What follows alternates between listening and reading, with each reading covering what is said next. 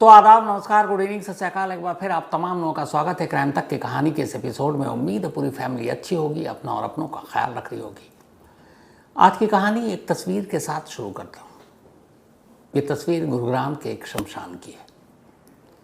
आपके सामने इस वक्त 5 चिताएं हैं, 5 चिता जल रही। दिल्ली के एक होटल में एक आग लगी। पहले उस आग ने मारा और फिर बाद में इसी चिता पर एक बार और आग लगी। कुल 21 लोग मारे गए थे दिल्ली के उस होटल में लगी आग में।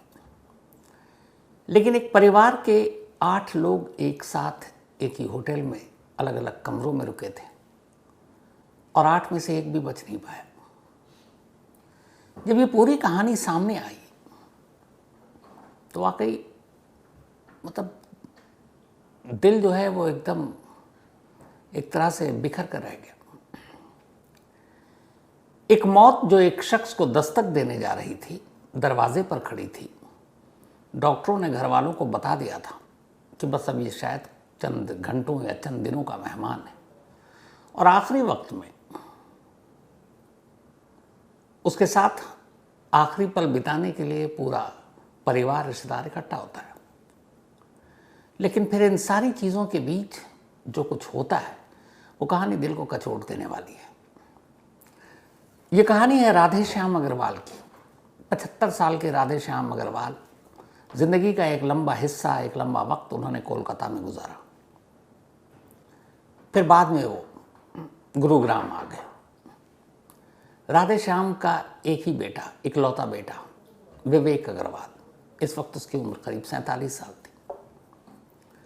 पढ़ने लिखने में होशियार विवेक अग्रवाल ने सीए का एग्ज़ाम पास किया, चार्टर्ड अकाउंटेंट बना और इस वक्त एक मल्टीनेशनल कंपनी में सीएफओ यानी चीफ फाइनेंस ऑफिसर के पोस्ट पर काम कर रहे थे।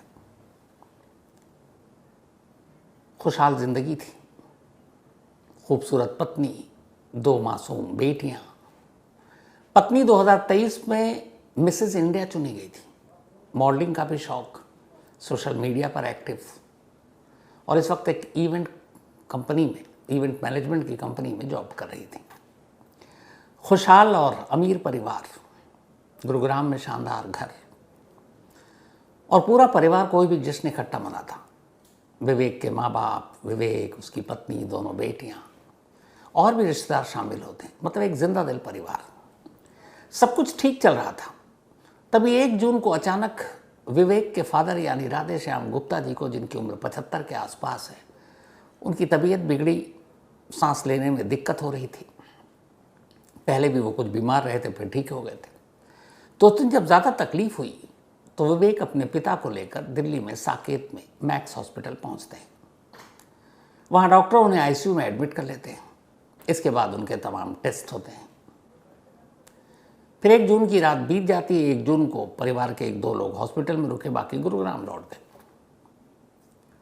2 जून की सुबह की बात है। सारी रिपोर्ट देखने के बाद डॉक्टर विवेक से कहते हैं कि आपके पिता के पास अब बस चंद दिन बचे हैं। डॉक्टरों ने जवाब दे दिया, अब इनके बचने की उम्मीद नहीं है। तो एक काम कीजिए, आखिरी घड़ी में पूरा परिवार साथ हो तो आप चाहें तो इनको घर ले जाइए। विवेक ने कहा कि कम से कम आखिरी जो भी इनके पास वक्त है ठीक से, आसानी से कटे। हॉस्पिटल जैसी फैसिलिटी घर में तो मिलेगी नहीं। तो उन्होंने कहा कि आप अगर इन्हें हॉस्पिटल में ही रखें ताकि सारी चीज़ें इनको हो सके। घर पे अगर हालात बिगड़ती है तो कैसे देखेंगे। डॉक्टरों ने कोई एतराज़ जताया नहीं और फिर विवेक के कहने पर राधे श्याम गुप्ता को मैक्स की आईसीयू में रखा गया। लेकिन डॉक्टर बता चुके थे कि अब ज़्यादा दिन नहीं है, हो सकता है 2-4 दिन। ये सुनने के बाद सबसे पहले विवेक ने अपनी माँ को, अपनी पत्नी को ये बात बताई। उसके बाद ये हुआ कि अब रिश्तेदारों को भी बता दो ताकि आखिरी वक्त में सब मिल ले। तो फिर जितने भी रिश्तेदार थे, कुछ दिल्ली में थे, कुछ राजस्थान में थे, कुछ हरियाणा में थे, सभी को बता दिया गया। अब 2 जून को ज़्यादातर रिश्तेदार मैक्स पहुंचना शुरू हो गए। सभी रिश्तेदार आते, मिलते, तसल्ली देते। इस दौरान में अब ये हुआ कि आखिरी कुछ घड़ी है तो ज़्यादा से ज़्यादा वक्त साथ बिताओ। अब गुरुग्राम से साकेत मैक्स तक आने जाने में भी काफ़ी वक्त लगता है, ट्रैफिक भी है। तो विवेक ने तय किया कि जब तक उसके पापा मैक्स में हैं, पूरा परिवार मैक्स के पास ही एक होटल में रुक जाता है। घर वालों की रजामंदी थी। 2 जून को विवेक ने उसी मैक्स के पास एक होटल ले लिया। असल में इस होटल को चुनने की एक वजह ये थी कि ये उस हॉस्पिटल से 1 किलोमीटर से कम की भी दूरी पर थी, मतलब पैदल 5-7 मिनट में आप पहुंच जाए। तो ये था कि घर वाले होटल में ऐसे, सूरत में ऐसे आलम में क्या करते हैं लोग, जाते हैं, नहाते धोते हैं, कपड़ा बदलते हैं, वापस चले आते हैं, दादा खाना वाना खा लेते हैं। तो इसी मकसद से विवेक ने ये होटल लिया 2 जून को। होटल लेने के बाद अब विवेक की 70 साल की माँ प्रेमलता, विवेक की 42 साल की वाइफ तर्जनी और विवेक की छोटी बेटी 16 साल की पर्ल, तो ये 4 लोग इसी होटल में आकर रुक जाते हैं। 2 कमरे लेते हैं और उसमें ये चारों लोग रुक जाते हैं। उसके बाद 2 जून को होटल में अपना सामान वामान रखने के बाद अब वहाँ से हॉस्पिटल आना जाना ये सिलसिला चल रहा है। बाकी रिश्तेदार भी पहुँच रहे हैं। अब चूंकि सारे रिश्तेदारों को खबर दे दी गई थी, तो जो विवेक के मामा और मामी और बुआ, यानी विवेक की माँ की सिस्टर और भाई और उसकी वाइफ, ये 3 लोग रहते थे किशनगढ़ में अजमेर के पास। इन तीनों को भी खबर दी गई। ये भी भागकर खबर सुनकर सीधे दिल्ली पहुंच आए और ये तीनों भी उसी होटल में रुके जिस होटल में विवेक रुका था। तो अब 4 कमरे हो गए। इसके बाद तब तक विवेक ने अपनी बड़ी बेटी एंजल, जो इस वक्त बेंगलुरु में थी, इंजीनियरिंग की पढ़ाई कर रही थी, उसे फ़ोन किया और बताया कि अब तुम्हारे दादा की हालत ख़राब है, डॉक्टर ने जवाब दे दिया है, तो तुम भी दिल्ली आ जाओ। उसने कहा ठीक है पापा। अब 7 लोग 2 जून की रात, यानी विवेक, उसकी माँ, उसकी पत्नी, उसकी छोटी बेटी, मामा, मामी और बुआ इसी होटल में, फ्लरिश होटल जो है, उसमें ठहर गए। अब 3 जून की सुबह होती है। 3 जून की सुबह सुबह बेंगलुरु से फ्लाइट पकड़कर विवेक की बड़ी बेटी 20 साल की एंजल सीधे फ्लाइट से दिल्ली आती है और आने के बाद सीधे इसी होटल में पहुंचती है जिस होटल में उसके मम्मी पापा थे। इस तरह अब इस फैमिली के कुल 8 मेंबर इस होटल में जमा हो चुके थे। विवेक, उसकी वाइफ, उसकी दोनों बेटियां, माँ, मामा, मामी और बुआ। रात गुजर चुकी थी। रात को ये लोग लेट आए। अब चूंकि आईसीयू में है तो वहाँ ज़्यादा लोगों को रहने की इजाज़त नहीं होती है,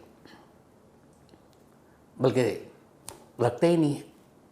इंसेंटिव केयर यूनिट में सभी बाहर होते हैं।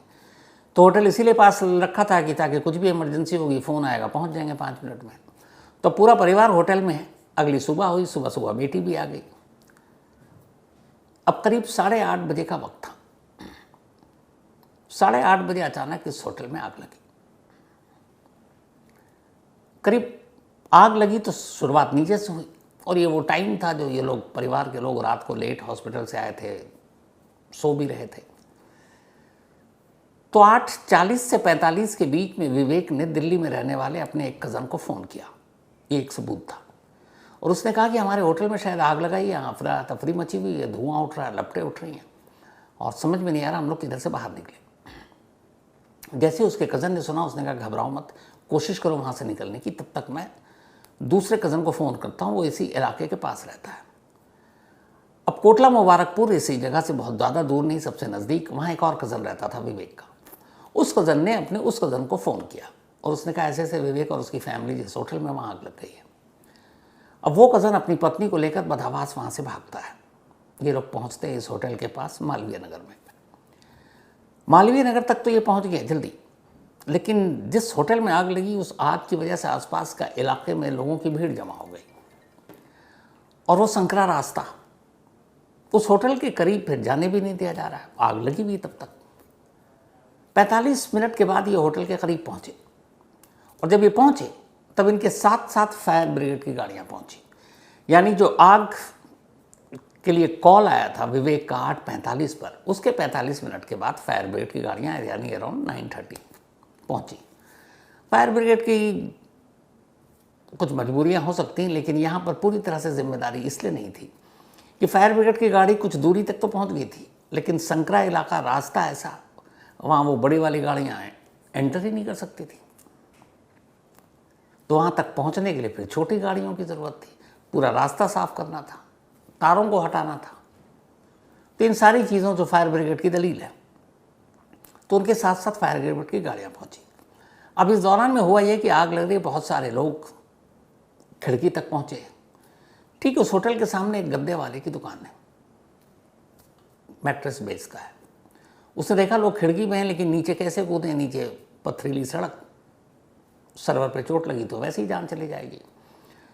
उस गद्दे के दुकान वाले ने दिमाग लगाया, उसने अपनी दुकान से गद्दे निकाले और उस खिड़की के ठीक नीचे उसने 5-6 गद्दे एक के बाद एक डाल दिए चारों तरफ। इसके बाद वहाँ लोगों की भीड़ थी, उन्होंने कहा आप कूद जाइए, क्योंकि ऊपर से फिर बचने का कोई तरीका नहीं है। आग की लपटें इतनी तेज़ी से फैल रही हैं, धुआं फैल रहा है, निकलने का रास्ता नहीं है। तो जान बचाने के लिए फिर लोग एक एक कर कूदने लगे। लोग कूदे, करीब 8 लोग कूदे, उनकी जान बच गई, कुछ को चोटें आई। अब इसी दौरान में विवेक का वो कज़न भी वहाँ पहुँच चुका है। वो देख रहा है कि लोग कूद रहे हैं। हर कूदने वालों में वो एक चेहरा ढूंढता कि क्या पता विवेक या उसके परिवार में से किसी एक का चेहरा हो जो कूद रहा हो और वो उसे देख ले। लेकिन सारे लोग कूद चुके, उसके बाद नीचे इंतज़ार करते रह गए। खिड़की पर कोई आया ही नहीं, क्योंकि तब तक आग और धुएं ने पूरी तरह से उस होटल के उस पतले से कॉरिडोर और कमरों को अपनी चपेट में ले लिया था। तो जब 8 के बाद कोई आया नहीं, तो फिर उम्मीदें दम तोड़ गई। इसके बाद किसी तरह से फायर ब्रिगेड ने वहाँ पर आग बुझाने की कोशिश की, थोड़ा वक्त लगा, आग बुझी। फिर फायर ब्रिगेड की टीम अंदर गई। अंदर जब गई तो इधर बदहवास तब तक लोगों को खबर मिली जो अपने रिश्तेदार थे, क्योंकि इस होटल में ज़्यादातर वही लोग ठहरे थे जिनका कोई ना कोई अपना या तो मैक्स में या एम्स में या सफदरजंग में भर्ती था, मतलब तीमारदार थे।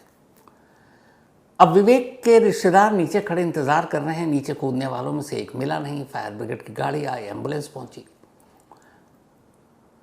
थोड़ी देर के बाद जब लगा कि होटल के अंदर अब जाना चाहिए, तो विवेक के रिश्तेदार अंदर गए। अंदर जाने के बाद उन्हें रूम नंबर पता था, क्योंकि उसने बता रखा था हम लोग ये रूम नंबर में, क्योंकि रिश्तेदार मिलने भी आते थे। तो जब किसी तरह से वो रिश्तेदार और उसका कज़न और वाइफ उस रूम में गए, तो वहाँ उन्होंने एक लाश देखी। वो लाश पहचाने जाने लायक ही नहीं थी आग की वजह से, लेकिन फिर भी पहचान ली। उन्होंने कहा कि ये विवेक की वाइफ की लाश है। इसलिए पहचाना कि विवेक की लाश ने जो गहने पहन रखे थे, वो गहने उन लोगों के लिए बड़े जाने पहचाने थे, तो उस गहने की वजह से पहचाना। इसके बाद कुछ लाशें तो पहचाने जाने लायक नहीं थी। अब वो लोग वहाँ से बाहर निकलते हैं, क्योंकि बाकी कैसे शिनाख्त करें। कुछ को पहले ही एम्बुलेंस से निकाल कर ले जाया गया। अब जिस मैक्स में पिछले 2 दिनों से विवेक के रिश्तेदार लगातार आ रहे थे राधेश्याम गुप्ता यानी विवेक के फादर को देखने के लिए, उसी मैक्स में अब तमाम रिश्तेदार मुर्दा घर और इमरजेंसी में बदहवास भाग रहे हैं कि क्या पता यहाँ विवेक और उन 8 में से कोई मिल जाए, पर कोई नहीं मिला। फिर वो बदहवास भागे एम्स ट्रॉमा सेंटर, वहाँ भी नहीं मिला। फिर वो भागे पास के दूसरे अस्पताल, वहाँ भी नहीं मिला। दिन भर भटकते रहे। फिर शाम को पुलिस, सरकार और फायर ब्रिगेड और डॉक्टरों, इन लोगों ने एक आंकड़ा जारी किया कि 21 लोगों की लाशें आई हैं, 21 लोगों की मौत हो चुकी हैं, बाकी इंजर्ड हैं, 8 वेंटिलेटर पर हैं। कुछ को शुरुआती मरहम पट्टी के बाद छुट्टी दे दी गई। छुट्टी देने वालों की लिस्ट में कहीं विवेक और उसकी फैमिली का नाम नहीं था। जो वेंटिलेटर पर थे उनमें से कोई नाम नहीं था। जो 21 लाशें थी उनमें नाम था, और 8 के 8 नाम रात होते होते पता चल चुका था। विवेक, उसकी माँ, उसकी पत्नी, उसकी दोनों छोटी बेटियां, उसके मामा मामी और उसकी बुआ, इन सब की मौत हो गई थी। एक परिवार के 8 लोगों की मौत। ये सब करने के बाद, सब होने के बाद आज सुबह यानी थर्सडे को इनमें से 5 लाशें गुरुग्राम पहुंचती हैं, क्योंकि विवेक का परिवार वहीं रहता था। जबकि 3 मामा मामी और बुआ ये किशनगढ़ से आए थे, राजस्थान से, तो उनके यहाँ भेज दिया जाता है। 5 चिताएं गुरुग्राम में सजती हैं और इन 5 का अंतिम संस्कार होता है। पहले आग ने इन्हें जलाया, फिर चिता पर लेटाकर दोबारा आग लगाई गई। इससे अफसोसनाक क्या होगा। लेकिन इस कहानी का सबसे अफसोसनाक पहलू यह है कि जिस राधे श्याम अग्रवाल को डॉक्टरों ने जवाब दे दिया और मौत दरवाजे पर खड़ी है, दस्तक दे रही है, कभी भी उनकी मौत हो सकती है, और उनके साथ आखिरी वक्त में रहने के लिए पूरा जो परिवार इकट्ठा हुआ, जिसमें से 8 लोगों की मौत हो गई, वो राधे श्याम अग्रवाल अभी भी मैक्स के उसी आईसीयू में है और उन्हें ये पता ही नहीं है कि उनकी पत्नी, उनका इकलौता बेटा, उनकी बहू, दोनों पोतियां और विवेक के मामा मामी और बुआ इस दुनिया में नहीं है।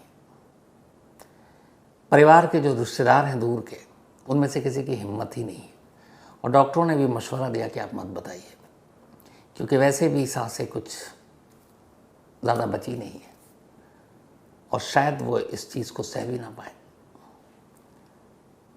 तो जिनकी मौत के वक्त के गवाह बनने के लिए लोग आए, वो खुद चल बसे और उन्हें ये पता नहीं है कि उनका पूरा घर उजड़ गया। इकलौता बेटा था, इसका मतलब ये है कि अब घर में कोई बचा ही नहीं।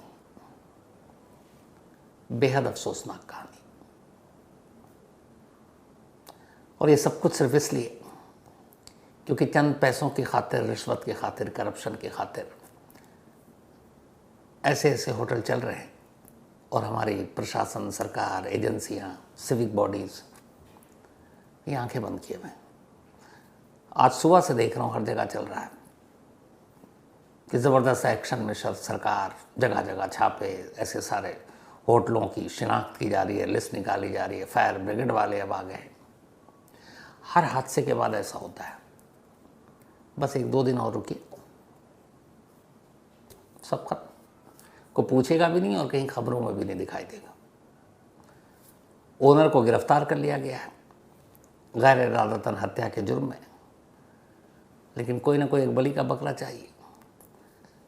जो धारा उस पर लगी है, कायदे से जो सिविक बॉडीज़ हैं, चाहे वो एमसीडी हो, दिल्ली गवर्नमेंट का हो, फायर ब्रिगेड के हों, जिन जिन लोगों की जिम्मेदारी थी कि एक फिट लाइसेंस इस बिल्डिंग को या इसको देखना अगर इलीगल है, जिन जिन लोगों की जिम्मेदारी थी, अगर उन्होंने अपना काम नहीं किया ईमानदारी से, तो जितने सेक्शन इस होटल के ओनर पे लगाए जा रहे हैं, उन सरकारी कर्मचारियों पर भी लगने चाहिए। अगर एक बार लगे और फिर गैर इरादतन हत्या, मतलब 7 साल अगर आप जेल में रहो, 10 साल, शायद फिर डर की वजह से कोई ये सारी चीज़ करे नहीं, लेकिन होगा नहीं। इन अफसरों का क्या होगा, सस्पेंड कर देंगे, 6 महीने बाद किसी और डिपार्टमेंट में पोस्टिंग, किसी और इलाके में पोस्टिंग, जोन बदल जाएगा, मोहल्ले बदल जाएंगे, नौकरी करते रहेंगे और लोग इसी तरह मरते रहेंगे। तो इसी अफसोस के साथ आज इतना ही। अब आपसे मुलाकात होगी कल रात 9 बजे। तब तक अपना और अपनों का ख्याल रखिएगा। Thank you very much.